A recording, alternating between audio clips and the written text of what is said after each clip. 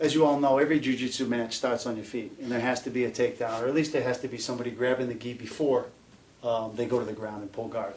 So what I see a lot of times in jiu-jitsu is guys just reaching out and grabbing any grip. Much like the novice judo player who really isn't a competitor, goes out and just grabs any grip. But the reality of the situation is if I give my opponent a good grip on my chest, he now controls my body, he controls my shoulder.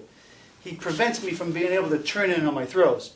In worst case scenarios, he gets both of my collars, and then now I can't rotate and do any of my techniques. And this is pretty common. I get this question all the time in jiu-jitsu. What do I do when the guy gets both of my collars and he just sits hard and I can't do anything? Well, the answer is much like getting caught in a rear naked choke. When you ask your sensei, how do you get out of a rear naked choke? Typically he says, don't get there, because it's hard to get out. Same thing with this. Don't just come out and just grab anything and then think you're going to be able to do a judo takedown or take the guy down in BJJ. The idea is not to get there first. So strategy is very important in the gripping game. First thing I try to do is control the sleeve. If I can control my opponent's sleeve, especially with the hand that I pull. So I'm a lefty. For me, it's this sleeve I want to gain control. If I catch that sleeve of my opponent, I dictate movement. I now can get him moving anywhere I want to go, and I can control his body.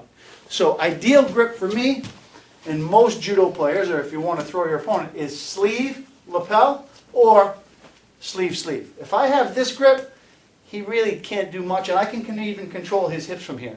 And I can control his movement. So this grip or this grip would be ideal.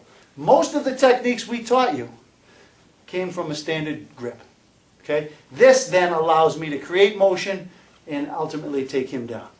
So, come out to grab. I want to catch the sleeve. I really want to push it into his body because then I can keep him in front of me. And then when I want to make my move, I got to create motion. In judo, the philosophy is simple. You cannot throw somebody that is standing still. You have got to create motion.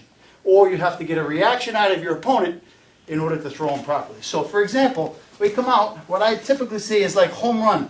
You guys come out and it's one move where it's all or nothing. It either works or it doesn't, and then somebody falls. But in reality, you got to get a feel. You got to see where his weight is going.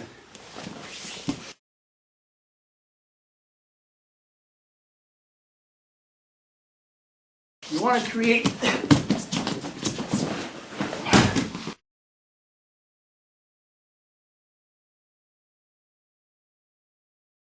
it's action, reaction, or action, technique.